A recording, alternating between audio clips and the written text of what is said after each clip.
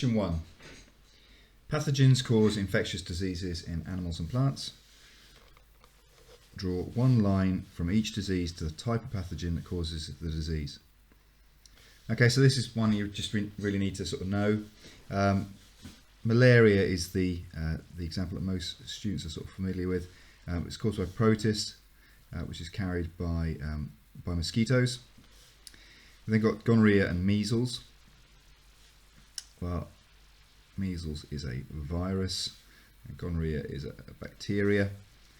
Okay, when we're talking about fungus, we're normally talking about things like athlete's foot and verrucas, quite often commonly known fungi infections.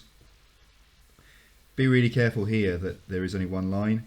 If you think, well, I think gonorrhea could either be bacteria or fungus, as soon as you do that, okay, it doesn't matter if this one's correct, this one's going to cancel that out.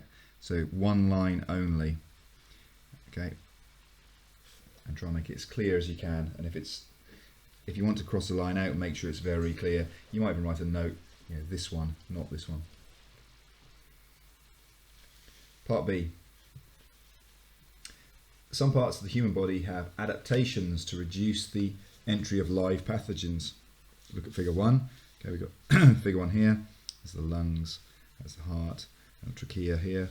We've got to explain how the trachea is adapted to reduce the entry of live pathogens. So it's how does it stop pathogens getting in? And then explain, remember, is a describe plus saying why that thing happens, why it's relevant, and it's worth 4 marks.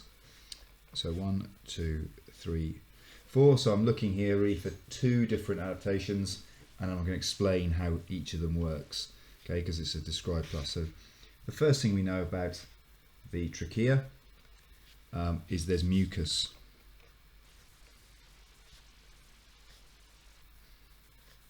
Okay, so mucus in the trachea, and that's the stuff that you cough up. Okay, so there's mucus there. Well, what's the point in the mucus? Well, the mucus traps pathogens.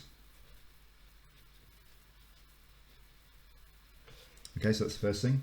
They stop them, they trap them in there. And then the other thing is there are cilia, tiny hair-like cells.